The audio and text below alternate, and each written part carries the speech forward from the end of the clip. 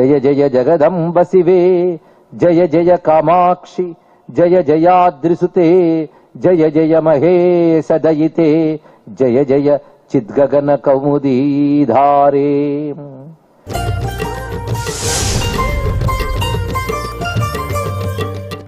ఇక్కడ భవాని శబ్దానికి అర్థం ఏంటో చూడాలి. భవ అంటే చాలా మందికి తెలుసు, శివుడికి మరొక పేరు. ఆయనకి మాత్రం పేరు ఎందుకు వచ్చింది అంటే భవతీతి భవ, ఉన్నవాడు, కలిగినవాడు, కలిగించినవాడు, రెండు. ఉన్నవాడు ఉంచేవాడు అని అర్థం. ఆయనకి ఉన్నవాడు అంటే ఎప్పుడు ఉండేవాడు, ఆయన అంటే శాశ్వతమైన వాడు అని అర్థం. ఉంచేవాడు అంటే జగత్తు నుంచుతున్నాడు. ఆయన ఎవరు కలిగించలేరు, ఆయనే కలిగి ఉంటాడు. లేకపోతే భగవంతుని మనం పుట్టిస్తామండి, భగవంతుని మనం తయారు చేయడం, పుట్టించడం. కానీ ఆయన జగత్తును తయారు చేస్తున్నాడు. కనుకనే భావయతి, సృష్టిని చేస్తాడు కనుక భవుడు, ఎప్పుడు ఉంటాడు కనుక భవుడు. అందుకే రెండు విధాలు, ఈశ్వరుడు అని అర్థం ఉంది. సృష్టి స్థితులు చేసేవాడు గనక భవుడు, జగత్తుకి ఉనికిని కలిగించువాడు, జగతికి ఉనికిని కలిగించువాడు ఒక అర్థము. ఉనికి అయి ఉన్నవాడు రెండవ అర్థం. ఉనికి అంటే ఎగ్జిస్టెన్స్ అని ఇంగ్లీష్లో అంటారు, ఎప్పుడు ఉండడం అని అర్థం. మనకు ఉనికి ఉంది, ఫలా డేట్ ఆఫ్ బర్త్కు మునుపు లేదు, ఆ డేట్ ఆఫ్ బర్త్ తర్వాత ఉనుకుంది. ఫలానా డేట్ ఒకటి ఉంటుంది, మనకు తెలియదు కానీ ఆ డేట్ తర్వాత ఉండదు, అంతే కదా. ఇప్పుడు ఉనుకుందా అంటే పావుతొక్క వేడి నుంచి ఉనుకుంది, 8:30కి ఇక్కడ ఉనుకుండదు. కానీ ఉనుకులన్నీ ఉండిపోయేవే, ఆయన ఉనికి ఉండిపోయేది, ఎప్పుడు ఉండిపోయేది, స్థిరమైన ఉనికి కలవాడు కనుక ఉనికి కలవాడు.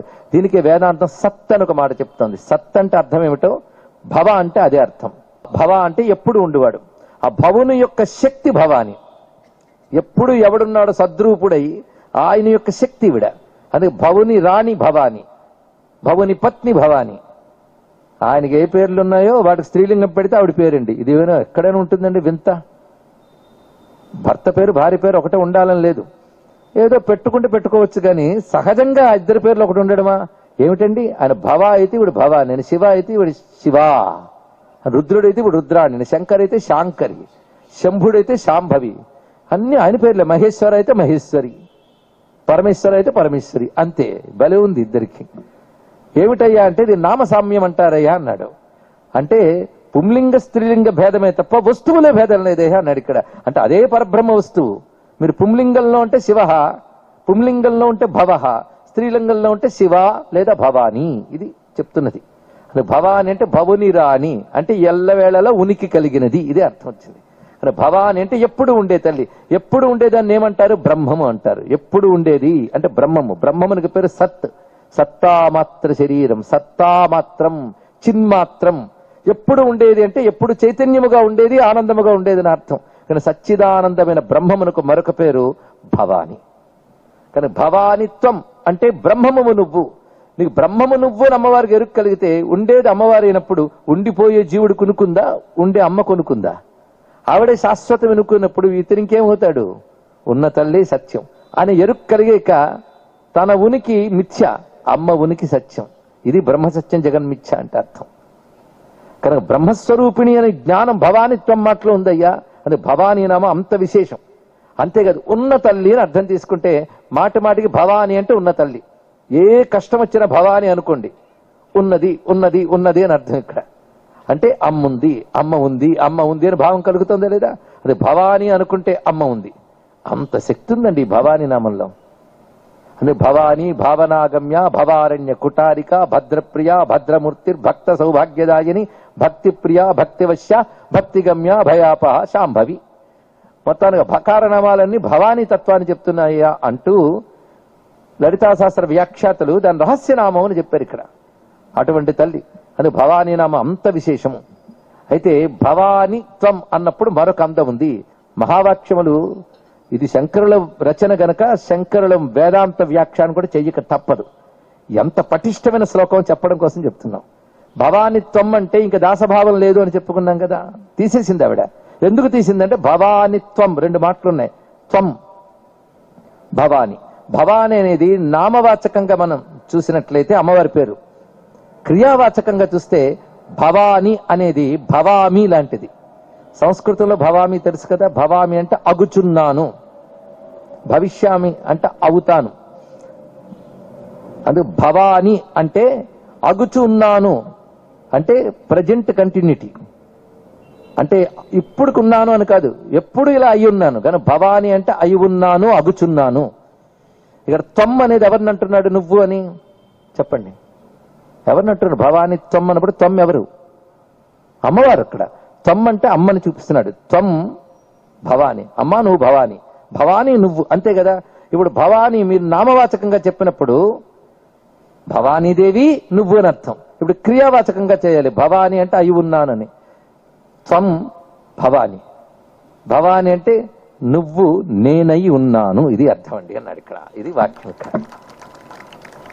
ఇప్పుడు అహం బ్రహ్మ అస్మి 3 శబ్దములు ఉన్నాయి లేదు, ఇది మహావాక్యం. నేను బ్రహ్మమునై ఉన్నాను, ఇది విచారణ మార్గంలో తెలుసుకోవాలి. అయితే నేను బ్రహ్మమునై ఉన్నాను నువ్వు చెప్తావు, కానీ గురువు ఏం చెప్తాడు? నువ్వు బ్రహ్మమై ఉన్నావు అని చెప్తాడు. కానీ తత్వమసి నువ్వు బ్రహ్మమై ఉన్నావు నాయన అంటే గురువు నువ్వు బ్రహ్మమై ఉన్నావు అని చెప్పకూడదు పిచ్చోళ్ళగా. గురువు గారు నువ్వు బ్రహ్మమై ఉన్నావంటే మనం ఏం చెప్పాలి? నేను బ్రహ్మమనై ఉన్నాను అని చెప్పాలి, అంతే కదా. కానీ గురువుది ఉపదేశ వాక్యం తత్వమసి, అనుభవ వాక్యం అహం బ్రహ్మాస్మి. ఇంకా 2 మహావాక్యాలు ఉన్నాయి, ప్రజ్ఞానం బ్రహ్మ, అయమాత్మ బ్రహ్మ, 4 మహావాక్యాలు. ఈ 4 మహావాక్యాల వ్యాఖ్యానమే వేదాంతం. అందుకే సన్యాసికి వేదాంత దీక్ష ఇచ్చేటప్పుడు ఈ 4 వాక్యములు ఇస్తారు. ఇంకా అంతవరకు వేదాధ్యయనం అన్ని చేసాడు, అయిపోయింది, ఇంకా అన్ని కట్టబెట్టేయాలి. ఈ 4 వాక్యాలు మననం చేసుకోవాలి. ఇది ఉంపట్టంపట్లాగా జపమాలలు తిప్పే మంత్రాలు కావు. ఈ 4 విచారణ చేయవలసిన నాలెడ్జ్, జ్ఞానం అది ఇక్కడ. గురువు తత్వం అసి అని 3 మాటలు చెప్పాడండి. 3 వాక్యములు ఉన్నాయి ఇక్కడ. తత్ అంటే ఇక్కడ బ్రహ్మము, త్వం అంటే ఇక్కడ నువ్వు అని అర్థం. నువ్వు బ్రహ్మమై అసి ఉన్నావు, అయి ఉన్నావు, అంతే. నువ్వు బ్రహ్మము అవుతావు, ఒకప్పుడు బ్రహ్మమై ఉన్నావు అని గతము భవిష్యత్తు లేదు ఇక్కడ. నువ్వు బ్రహ్మమువే, నువ్వు అంతే. ఇందులో నేను బ్రహ్మమునై ఉన్నాను అంటే నువ్వు బ్రహ్మమునై ఉన్నాను గురుగారు చెప్పారు. చెప్పినప్పుడు మనం ఏం చేయాలి? నేను బ్రహ్మమునే హిప్నటైజ్ చేసుకోకూడదు. అది హిప్నాటిజం అయిపోతుంది. వేదాంతం హిప్నాటిజం కాదు. ఇక్కడ ఏం చెప్తారంటే ముందు బ్రహ్మం అంటే అర్థం చేసుకో, ఇది ఫిలాసఫీ. నువ్వు బ్రహ్మం అంటే అర్థం చేసుకో. నువ్వంటే ఏమనుకుంటున్నావో ఆలోచించు. నువ్వంటే ఏమనుకుంటున్నావు ముందు చెప్పు. పుట్టి చచ్చిపోయేవాడిని నేను, నాకు సర్వజ్ఞత్వం లేదు, అల్పజ్ఞుణ్ణి, సృష్టి చేయగలిగే శక్తి లేదు. కానీ బ్రహ్మము ఈశ్వరుడికి అవన్నీ ఉన్నాయి, కానీ నాకు ఆయనకు బోల్డంత భేదం ఉంది, అవును కదా. సరే, బ్రహ్మము సర్వజ్ఞుడు, నువ్వు అల్పజ్ఞుడివి కదా. ఒక పని చేయి, ఆయన సర్వ ఈ అల్ప తీసేయి, ఏం మిగిలింది అన్నాడు ఇక్కడ. చెప్పండి. జ్ఞా అంటే జ్ఞానం, చైతన్యం. అంటే సర్వజ్ఞలోనూ జ్ఞానం ఉంది, అల్పజ్ఞుల్లోని జ్ఞానం ఉంది. ఆయన సర్వజ్ఞుడు అంటే అంతవాడు, నువ్వు అల్పజ్ఞుడు ఇంతవాడివి. ఇది 2 తీసేయడం ఎలాంటిదంటే, ఒక గదిలో కిటికీలోంచి సూర్యకాంతి వచ్చింది కనుక 2 సూర్యకాంతులు ఉన్నాయి. కిటికీలోంచి వచ్చే సూర్యకాంతి ఒకటి, ఆకాశం నుంచి వచ్చే సూర్యకాంతి. ఎన్ని సూర్యకాంతులు ఉన్నాయండి? 2 కదా. 2 ఉన్నాయా? లేవా? ఉన్నాయి. కావాలంటే గదిలోకి 2 చూపిస్తాడు ఆయన. గదిలోకి వచ్చి నేను చెప్తే నమ్మట్లేదు 2 సూర్యకాంతులు ఉన్నాయని. బయట ఒక సూర్యకాంతి నువ్వు చూపిస్తున్నావు, అది అనంతం, ఇన్ఫినిటీ. నా గదిలో ఒక సూర్యకాంతి ఉంది, రా చూపిస్తాను, నమ్మకపోతే అన్న తీసుకెళ్ళాడు ఆయన. తీసుకెళ్ళి ఇది కిటికీ, ఈ కిటికీలోంచి సూర్యకాంతి వస్తుంది కనుక ఈ కిటికీ ఎంత ఉందో సూర్యకాంతి అంత ఉంది అన్నాడు వాడు. వాడు మీరు ఎలా కన్విన్స్ చేస్తారో చెప్పండి అక్కడ. వాడు ఎప్పటికి ఒప్పుకోడు. సూర్యుడు అనగా ఈ కిటికీకి పరిమితమై ఉన్నది సూర్యకాంతి అన్నాడు. కాదురా బాబు, పరిమితి కిటికీకి కానీ సూర్యకాంతికి లేదు అన్నారు ఇక్కడ. కానీ 2 కాంతులు వచ్చాయి ఇక్కడ. అల్పమైన కిటికీ కాంతి, అనంతమైన ఆకాశ కాంతి. కనుక 2 వచ్చాయి కదా. 2 ఒకటా 2? మళ్ళీ అడుగుతున్నాను. ఒకటంటే మీరేం చేయాలి? ఇక్కడ కిటికీ అనే ఉపాధి తీసేస్తే కాంతి అనే దృష్టితో చూస్తే అనంతం. అలాగే శరీరం అనే ఉపాధిని విడిచిపెట్టి జ్ఞానము చైతన్యం అనే దృష్టితో చూస్తే ఒకటే అనంతమే ఉన్నది ఇక్కడ. ఉపాధి నేను అనుకోవడమే జీవుడు అని చెప్పాం, కానీ దేహం నేను అనుకోవడం వల్ల నాకు అల్పజ్ఞుడిని ఇవన్నీ వచ్చేసాయి. నిజమైన అల్పజ్ఞుడివి నువ్వు. ఉపాధి, ఈ శరీరం పోతే లోపల సూక్ష్మ శరీరం ఉంది, కారణ శరీరం ఉంది. వాటితో ఈ లోకం ఆ లోకం తిరుగుతావు, ఈ జన్మ ఆ జన్మ పొందుతావు. ఆ 2 శరీరాలు కూడా పరిధిని విధిస్తున్నాయి కిటికీలాగా. అయితే ఈ జ్ఞానం వచ్చాక కిటికీ పగలగొట్టక్కర్లేదు, తెలుగుంటే చాలు. అనంత సూర్యకాంతి కనుక కిటికీ అల్పకాంతి కనుక కిటికీ పగలగొడతాను అనక్కర్లేదు, నీకు తెలుగుంటే చాలు ఇక్కడ. అలాగే నా అల్పమైన ఈ శరీరంలో ఏ చైతన్యం ఉన్నదో విశ్వవ్యాపకం అనంతమైన చైతన్యం అదే అని తెలుసుకోగలిగినప్పుడు దానితో తాదాత్మ్యం చెంది చైతన్యమే నువ్వు అనుకుంటే అనంతం. కానీ చైతన్యం అనే దృష్టితో ఏకత్వం, దేహం అనే దృష్టితో అనేకత్వం. తెలిసింది కదా. ఇది వేదం. ఇంత జాగ్రత్తగా తెలుసుకోవాలి. ఏది తెలియలేదు అనుకోండి, నిష్కపట భక్తి కలిగి ఆశ్రయించినా పర్వాలేదు, తెలుసుకుంటే అంత తేటగా అర్థమవుతుందో చూడండి. అద్వైతం కష్టమేం కాదు, నిలుపుకోవడం కష్టం గనక అది కష్టం అనేస్తున్నాం. దీన్ని ఎలా నిలుపుకోవాలంటే గురువు చెప్పింది విని శ్రవణం తర్వాత చేయవలసింది మననం. అది చెయ్యట్లేదు. శ్రవణ సమయంలోనే నిద్రగలిపోతాం, మననం ఎక్కడ చేస్తాం? మననం చెయ్యాలి. ఆ మననం చెయ్యగా చెయ్యగా చెయ్యగా చెయ్యగా చెయ్యగా ఇది విచారణ అయిపోతుంది. అరే నువ్వు కాని దాన్ని నేను నేను నేను అనుకుని అలవాటు చేయించుకునేది అయిపోయేవే. నువ్వు ఏదయ్యున్నావో దాన్ని అనుకుంటూ అనుకుంటే ఎప్పటికైనా అది అవుతావు. ఇది తెలుసుకో. ఇక్కడ నువ్వు కాని దేహాన్ని నేను నేను అనుకోవడం వల్ల ఈ దేహం పోయి మరో దేహం వస్తుంది. కానీ ఆ చైతన్యాన్ని నేనని తెలుసుకుని నువ్వు అనుకుంటే నువ్వు బ్రహ్మము అయిపోతున్నావు, అఖండ సచ్చిదానంద స్థితిని పొందుతున్నావు. ఇది స్పష్టం. కనుక త్వం భవాని, త్వం అంటే ఇక్కడ బ్రహ్మమును అడ్రస్ చేస్తున్నాడు. బ్రహ్మము అయిన నువ్వు భవాని అంటే నేనై ఉన్నాను. నేనై ఉన్నా అంటే అహమస్మి. కానీ భవాని అంటే అహం అస్మి. త్వం అంటే బ్రహ్మ. అహమస్మి బ్రహ్మ కలిపితే అహం బ్రహ్మాస్మి అనే మహావాక్యం ఇందులో ఉంది. అది దీని యొక్క అర్థం. అది భవానిత్వం అంటే చాలమ్మా, నువ్వు సాహిత్య పదవిని ఇస్తున్నావంటే అహం బ్రహ్మాస్మి అనే మాట అందులో ఉంది గనక, నేను బ్రహ్మమును గనక, నువ్వు అహం రూపమైన నేను, నీకు నాకు భేదం లేదు గనక ఇక దాసోహం లేదు, సహ అహమే ఉన్నది, బ్రహ్మము అహం కలిసిపోయింది అని దీని యొక్క ఆంతర్యం అండి. ఆదిశంకరుల యొక్క బుద్ధి అంటే ఇది. అది భవానిత్వం అనేది మహావాక్యం. ఏమంటే ఇంకా దీనికంటే మొన్న శ్రీచక్రం అర్థం కాలేదు, టఫ్ గా ఉంది అనుకున్నాం, దానికంటే టఫ్ గా ఉందండి అని కొందరు అనొచ్చు. టఫ్నెస్ ఎక్కడుంటుందంటే మైండ్ ఓపెన్ చేయకపోవడం వల్ల టఫ్నెస్.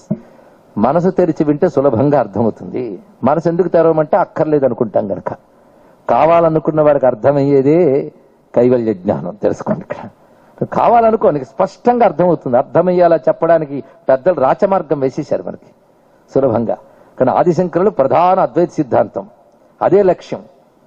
అది ఇవ్వగలిగేది అమ్మ కారుణ్యం. కానీ అమ్మ కరుణ ఎలాంటిది అంటే అహం బ్రహ్మాస్మి అనే మాట భవానిత్వం అనే మాటలో ఉందని చెప్తున్నాడు.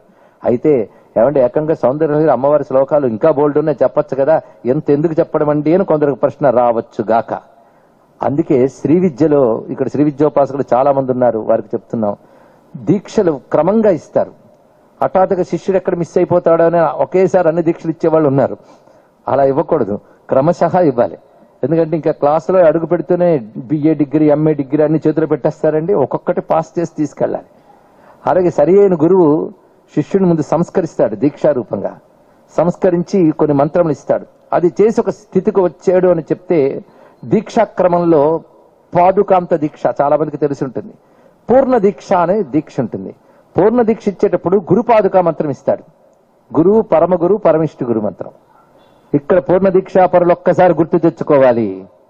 అందులో 4 మహావాక్యాలు ఇస్తారు. అది చెప్పడం ఇక్కడ శ్రీ విద్యలో పూర్ణ దీక్షలో 4 మహావాక్యాలు ఉపదేశిస్తారు. ఉపదేశించి దీక్షానామం ఇస్తారు. వేరే ఇవ్వడం అంటే అర్థం వాళ్ళకిచ్చారు నాకివ్వలేదు పోటీ. అందులో ఒకటి దీక్షానామాలు పుచ్చుకోవడం, గురు పాదుకా మంత్రాలు పుచ్చుకోవడం గొప్ప కాదండి. అది ఎప్పుడైనా విచారించారా, ఆలోచించారా?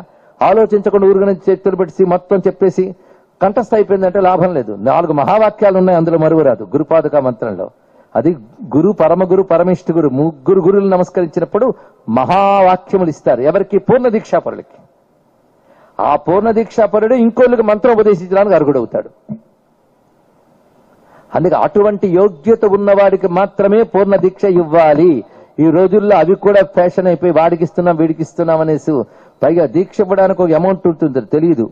అలాంటి ఉంటాయని కూడా మాకు తెలియదు. ఎందుకంటే మేము ఆశ్రయించిన గురువులు అటువంటి వారు కారు గనక మాకు తెలియవు. అవి పరీక్షలు పెట్టి చేస్తారు వాళ్ళు.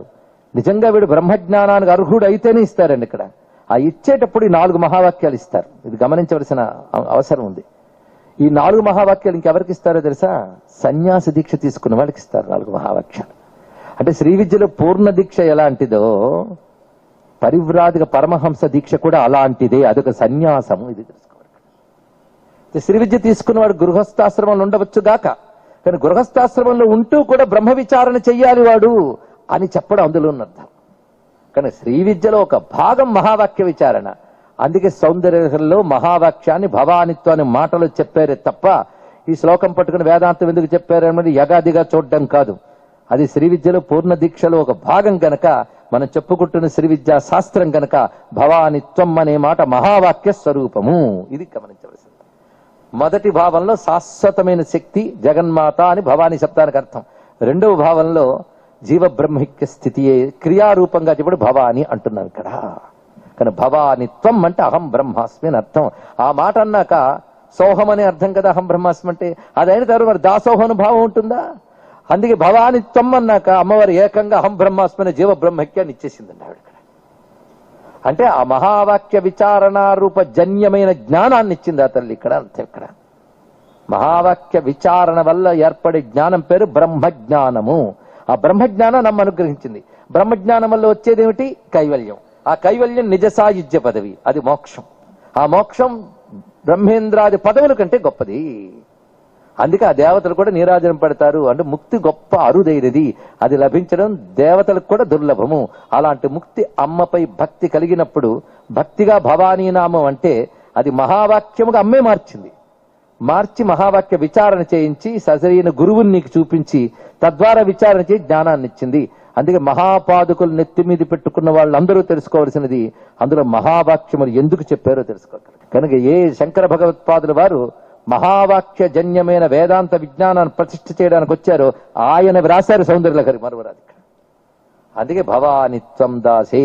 కనుకనే అమ్మవారు ఉపాసన చేసిన వాడు అద్వైత సిద్ధిని ప్రధానంగా పెట్టుకుని ఆరాధన చేయాలి. ఆ అద్వైత సిద్ధిలో ఏ బ్రహ్మముతో తాను తాదాత్మ్యం చెందుతున్నాడో ఆ బ్రహ్మమే సగుణమై లలితా మహాత్రిపుర సుందరిగా సాక్షాత్కరించింది. ఆ తల్లిని ప్రేమగా భవానీని ఆశ్రయించు. ఆ తల్లి తన జై నీకు చూపించి మరి నీకు నాకు భేదం లేదురా అని ఎరుక కలిగించి అభేద స్థితిని ఇస్తున్నది.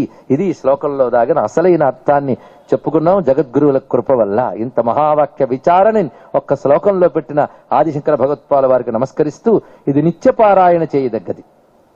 సామాన్య స్థితిలో భవానీ నామానికి మహిమ ఉంది గనక ఆ తల్లి మనల్ని అనుగ్రహిస్తుంది.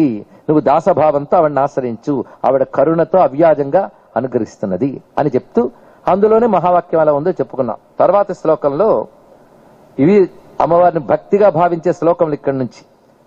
ఇది శివశక్తుల ఏకత్వమే అమ్మవారి స్వరూపము అనేది ఇందులో రూఢిగా చెప్తున్నారు. అమ్మవారు వేరు కాదు. అమ్మవారు కనబడ్డారు కానీ శివుడు ఎక్కడున్నాడని వెతక్కు, అమ్మవారిలోనే శివుడున్నాడు. ఎందుకంటే శివుడు కనబడాలి అంటే కనిపించేలా చేసేది అమ్మవారు. కనబడ్డాడంటే అమ్మవారు ఉన్నారని అర్థం. ఆవిడ లేకపోతే అసలు కనబడ్డండి ఇక్కడ. లేదండి నాకు ఆ మధ్య కనబడ్డాడు రూపం ధరించి త్రిశూలం పట్టుకుని, అది కూడా ఆవిడ చేసింది. శక్తి శరీరమది దైవతమంతరాత్మ ఆగమని చెప్తోంది ఇక్కడ. శివునికి శక్తి, శరీరము, అధిష్టానము. కిం కిం న యద్భవసి బాలశశాంక మౌళేహే. ఆ చంద్రశేఖరుని ఏమి కాదు, అన్నీ ఆవిడే. ఆవిడ లేకపోతే ఆయన తెలియదు. సృష్టిలో కూడా వీడిని నాన్న అని చెప్పేది అమ్మ మాత్రమే. తెలుసుకోండి, అమ్మ వల్లే నాన్న జ్ఞానం ఏర్పడుతుంది. జగన్మాత వల్లే శివజ్ఞానం ఏర్పడుతుంది. శివజ్ఞానమే బ్రహ్మజ్ఞానం. అందుకే ఆవిడ మరొక పేరు శివజ్ఞాన ప్రదాయం. పైగా శివుడు వేరు ఆవిడ వేరు కాదు, అది ఒకటి. కనుక అమ్మవారిని ఆరాధిస్తే నేను లలితా మహాత్రిపుర సుందరి రూపాన్ని ఆరాధిస్తున్నాను, చెరకవెల్లు పువ్వులు బాణాలన్నీ. ఆ పక్కన శివుడు కూడా ఉంటే బాగుండని పిచ్చిన ఆయన నాలో శివుడిని చూడలేకపోతే నువ్వు ఎప్పుడు శివుడిని చూడలేవు ఉంటుంది ఇక్కడ. అది శంకర భగవత్పాలు ఎంత అందంగా ఈ శ్లోకంలో చెప్తున్నారంటే త్వయా హృత్వా వామం వపురపరితృప్తేన మనసా శరీరార్థం శంభోరపరమపి శంకే హృతమభూత్ యదే తత్వద్రూపం సకలమరుణాభం త్రినయనం కుచాభ్యామానమ్రం కుటిల శశి చూడాలమకుటం. ఎంత అందమైన భావం చెప్పారండి. అనేక భావాలకు దానిలో ప్యాక్ చేశాడు ఆయన. మీరు ఎన్ని రకాలుగా ఆస్వాదించినా సరిపోతుంది. ఇక్కడ ఒక్క దాంట్లో అమ్మవారికి శివుడిపై ఎంత ప్రేమ ఉందో చెప్తారు. శివప్రియ, శివపర, శిష్టేష్ట, శివవ్రత. ఆవిడకి శివుడంటే ఎంత ప్రేమ. పతివ్రతల్లో ఆవిడ మించిన వాళ్ళు లేరు. పతివ్రత అంటే ఆయన తప్ప మరొకటి పట్టదు. ఇంకేం కావాలండి? అందుకే పతివ్రతల్లో ఆ గౌరీమాతని మనం నమస్కారం చేసుకుంటాం. పెద్ద ముత్తైదు జగన్మాత. శివుడంటే ఎంత ఇష్టం అంటే ఆయన ఈవిడ తపస్సుకు సంతోషించి శరీరంలో సగం ఇచ్చేట. నువ్వు సగం ఇవ్వు, మిగిలింది ఎలా తీసుకోవాలి నేను చూసుకుంటాను ఆవిడ. కొంతమంది అంటారు నువ్వు ఆ మాత్రం ఇస్తే మిగిలింది మేము ఆక్రమించుకుంటామని. ఇక్కడ ఆవిడ అట్ట అంటే ఆవిడ అసలు వాళ్ళ ఆయనకు పేరుంది హరా అని. హరా అంటే దొంగ. కావాలంటే రుద్ర మంత్రాల్లో మీరు చదవండి ఎన్ని దొంగల పేర్లు వస్తాయో. తస్కరాణాం పతయే నమః, స్థాయూనాం పతయే నమః, స్థేనానాం పతయే నమః. ఆ దొంగల పేర్లు ఇవన్నీ కూడా. ఆయనే పెద్ద దొంగ. ఆయన స్నేహితుడు ఉన్నాడు, ఆయన పేరు హరి, ఆయన దొంగే. హర అన్న హరి అన్న గుడి మారింది కానీ పని మారలేదని మనం చెప్తూ ఉంటాం. ఇద్దరు దొంగలు. పాపం ఈవిడేదో అమాయకురాలు అనుకుంటారేమో, దొంగలకు దొంగ ఆవిడ. వాళ్ళ ఆయన దొంగ అయితే వీడు గజ దొంగే. ఆయన దొంగిలించిందిట. ఎలాగంటే ఆయన సగం ఇచ్చాడు, ఆ సగం శరీరంలో కూర్చుని ఆవిడ తృప్తి చెందలేదు. అపరితృప్తేనా, భర్త ప్రేమ ఎంత లభించినా ఇంకా కావాలని తనివి తీరని తనము పాతివ్రత్య లక్షణం అండి ఆ ప్రేమ. అంతేగాని చాలండి అని స్థితి ఉండదు ఆ ప్రేమలో, ఎప్పుడు ఇదేనా అని. అలా కాకుండా అపరితృప్తేనా, ఆ మాట అక్కడ ఎంత గొప్ప మాట. భర్త ప్రేమ ఎంత లభిస్తున్నా ఇంకా కావాలి. అపరితృప్తేన మనసా త్వయా హృత్వా వామం. ఆయన ఇచ్చాడు కదమ్మా, నువ్వు లాక్కున్నావు సగం కూడా. ఆ సగం లాక్కుని అపరితృప్తేన మనసా, పరితృప్తి చెందని మనస్సుతో శరీరార్థం శంభోహ అపరమపి, ఆ శివుని యొక్క మిగిలిన సగాన్ని కూడా నువ్వు దొంగిలించేవని శంకే అభూత్, నాకు సందేహం వస్తుందమ్మా అన్నాడు. ఇక్కడ ఎదురుగా కూర్చోబెడితే అబ్జర్వేషన్స్ ఎక్కువ. భక్తిగా అమ్మవారి ముందు కూర్చోగానే ఇలా అనిపిస్తుంది, సగం ఆయన ఇస్తే మిగిలిన సగం నువ్వు అసంతృప్తితో మొత్తం తీసేసుకున్నావని నాకు అనిపిస్తున్నది. లేకపోతే రూపం ఏమిటి అన్నాడు ఇక్కడ. ఎందుకయ్యా నా మీద అభాండాలు వేస్తావు? ఆయన నేనేం తీసుకోలేదు, ఆయన మాన ఆయన ఉన్నాడు, నా మాన నేను ఉన్నట్టే నేను ఒప్పుకోను అన్నాడు ఇక్కడ. ఎందుకంటే ఆయన నీలో ఉన్నాడనడానికి రెండు సింబల్స్ నాకు కనబడుతున్నాయి. ఆయనకు మాత్రమే ప్రత్యేకం, ఎవ్వరికీ లేవు ఇవి. 3 కళ్ళు నెలవంక, అది ఆయన గారి సింబల్. కనుక నీకు నెలవంకున్నది, 3 కళ్ళు ఉన్నాయి కనుక నువ్వు శివుణ్ణి ఆక్రమించావని నేను అంటున్నాను. పాపం శివుడే అనుకో, నేను కాను అనుకో, అలా అనుకుంటా. నీ లక్షణాలు కూడా 2 ఉన్నాయన్నాడు కూడా. ఒకటి అరుణ వర్ణంతో ప్రకాశిస్తున్నావు. అరుణం నీది ఆయనది కాదు, ఎర్రగా ఉన్నావు, మొత్తం అరుణం. పోనీ సగం అరుణం కాదు, మొత్తం అరుణ వర్ణంతో ఉన్నావు.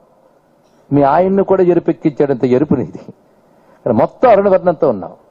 పైగా ఉన్నతమైన వక్షస్థలంతో, జగన్మాతృభావాన్ని సూచించే వక్షస్థలంతో ఉన్నావు. ఈ 2 నువ్వున్నావు, నీ స్వరూపం తెలిసిపోతుంది. కనుకనే ఒకవైపు అరుణం, దానికి తోడు వక్షస్థలం, ఇవి చూస్తుంటే అమ్మ అనిపిస్తుంది ఇక్కడ. పోనీ శివుడు లేడు అనుకుందామంటే నెలవంక 3 కళ్ళు చూస్తే శివుడు ఉన్నాడని తెలుస్తుంది. మొత్తం శివుడిని ఆక్రమించేసి నువ్వు ఆయన కలిసిపోయి కనబడుతున్నారు, ఇది నాకు అర్థమవుతోంది అన్నారు ఇక్కడ.